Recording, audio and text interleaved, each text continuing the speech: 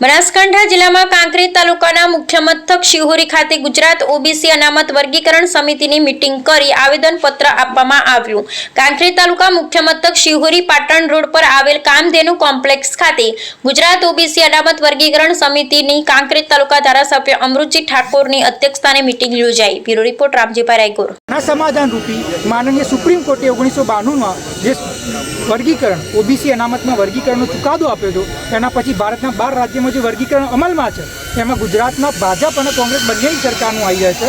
તમે મહારાષ્ટ્ર, હરિયાણા, રાજસ્થાન, બિહારની વાત કરો તો તેલંગાણા, કર્ણાટકની, આના સિવાય ઘણી એવી સરકારો છે જે રાજ્ય પાર્ટીની સરકારો છે, તમિલનાડુ, કેરેલા, જે ભારતના સૌથી સમૃદ્ધ રાજ્યો છે, આ દરેક જગ્યાએ ઓબીસી અનામત વર્ગીકરણ અમલમાં છે। અમારી એ જ માંગણી છે કે ગુજરાતના અંદર તમે જો આ જ રીતે અનામત આપતા રહેશો તો અમુક જ્ઞાતિઓનો જ વિકાસ થશે અને જે ખરેખર વિકાસથી વંચિત છે એ પાછળ રહી જશે, એ પછાત થતા જશે, એમના બાળકો મજૂરી કરવા મજબૂર થશે અને એમના અનામતનો લાભ નહીં મળી શકે। એના માટે તમે વર્ગીકરણ કરો। અમે કોઈ જ્ઞાતિના, કોઈ વર્ગના, કોઈ વ્યક્તિના વિરોધમાં નથી। અમે એમાં એક જ વસ્તુ કહી રહ્યા છીએ કે જે ઓબીસીમાં સમૃદ્ધ જ્ઞાતિ હોય તેમાંથી 27માંથી તમે અમને અલગ અનામત આપો અને જે વિકાસથી વંચિત જ્ઞાતિઓ હોય એમને તમે અલગ અનામત આપો। ઉદાહરણ તરીકે 27% અનામત છે તો ખાલી અને ખાલી 10 જ્ઞાતિઓ જેમની સંખ્યા 20%ની હોય ઓબીસીની, એ 80%, મતલબ 27માંથી 22 સીટો લઈ જાય છે, એમને ખાલી અને ખાલી 27ના 20%, એટલે 4.5% આપો જેથી એમનો વિકાસ થાય। અને બીજી બધી જ્ઞાતિઓ જે વિકાસથી વંચિત છે, ઠાકોર, કોળી, દેવી પૂજક, રાવણ, નટ, નાઈ, ધોબી, મોચી, સલાટ, વાસકોડિયા, વાદી કે જેમને ખરેખર પછાત છે એમને તમે 22% આપો કે જેથી એમના બાળકો સારું શિક્ષણ મેળવી શકે, એમના બાળકો સારી સરકારી નોકરીમાં જઈ શકે, સારામાં સારી પ્રાઇવેટ કોલેજોમાં એડમિશન લઈ શકે, MBBS કરી શકે, MD બની શકે, MBA કરી શકે, એન્જિનિયરિંગ કરી શકે, ડેપ્યુટી કલેક્ટર બને, DYSP બને, સિંચાઈ વિભાગમાં જાય, ખેતી વિભાગના અંદર જાય, નાણાં વિભાગમાં જાય, સ્વાસ્થ્ય વિભાગમાં જાય, એમનો અધિકાર છે। એ ખાલી મજૂરી કરવા, વોટ આપવા, સરકાર બનાવવા અને પછી રખડવા માટે પેદા નથી થયા। એટલા માટે વર્ગીકરણ જરૂરી છે,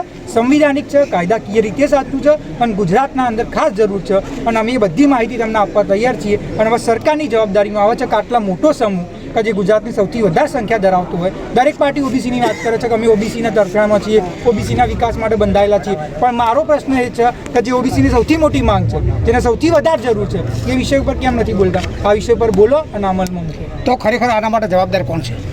આના માટે જવાબદારી તમે એક વ્યક્તિ વિશેષ ઉપર ના નાખી શકો।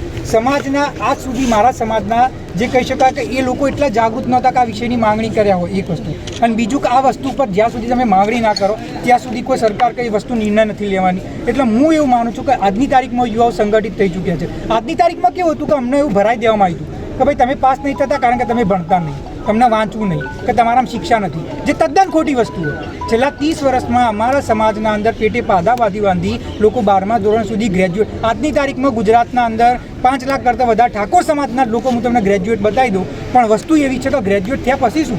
જો ગ્રેજ્યુએટ થયા પછી, ભણ્યા પછી, ખર્ચો કર્યા પછી તમારા વિસ્તારમાં મજૂરી જ કરવાની હોય તો શું કા કરીએ? એ 5 લાખ લોકો જે ગ્રેજ્યુએટ થઈ ગયા એમને નોકરી નહીં મળતી, એક માર્ક્સથી રહી જાય, એક માર્ક્સથી કોન્સ્ટેબલમાંથી રહી જાય, એક માર્ક્સથી PSI। એટલા માટે જવાબદારી છે સરકારની। ગુજરાતમાં અને કેન્દ્રમાં સરકારો બદલાણી, ભાજપની રહી, કોંગ્રેસની રહી અને જનતા દળની રહી, છેલ્લા 50 વર્ષથી આવી ડિમાન્ડો છે, શું કહેશો? છેલ્લા 50 વર્ષથી આવી ડિમાન્ડ છે નહીં, એનું કારણ હતું તમે જ્યારે સાચી માંગણી કરો, સંવિધાનિક કાયદાકીય રીતે સાચી માંગણી કરો તો કોઈ સરકારની, કોઈ મીડિયાની, કોઈ નેતાની કોઈની તાકાત નહીં તમારી માંગણી સ્વીકારી શકે। આપણે લોકશાહીમાં રહીએ જેના અંદર લોકોનું શાસન હોય, બરાબર?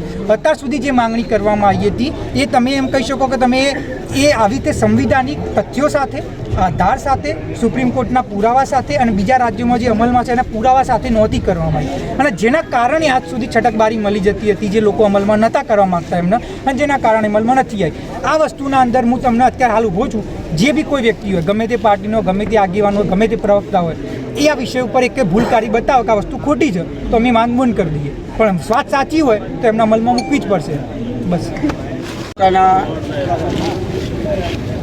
શિહોરી ખાતે ઓબીસી વર્ગીકરણના માગણી માટે અમારું નવયુવાન ખૂબ જ એક્ટિવ ભાઈ તારકભાઈ આ ઝુંબેશ ઉપાડી છે, એને સમર્થન આપવા માટે કાંકરેજ તાલુકાના સવિશેષ ઠાકોર સમાજના આગેવાનો અને યુવાનો પણ એમના સમર્થનમાં અહીંયા મામલતદાર કચેરીએ આવેદનપત્ર આપવા આવ્યા હતા।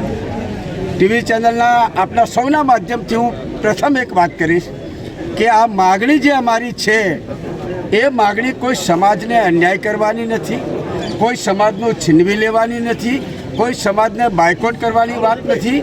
વાત એક છે કે અનામત વર્ગીકરણ થવું જોઈએ. તમે જાણતા હશો કેટલા વર્ષોથી 27% અનામત ગુજરાતમાં જળવાયેલી છે. જ્યારે અનામત બાબતની વાત આવે તો જ્ઞાતિઓનો ઉમેરો થાય છે, પણ અનામતની જે ટકાવારી છે ટકાવારીમાં ઉમેરો થતો નથી. એટલે દિવસે ને દિવસે ઠાકોર સમાજના યુવાનો જે શિક્ષિત છે, વેલ એજ્યુકેટેડ છે, એ સરકારી નોકરીથી વંચિત રહી જાય છે.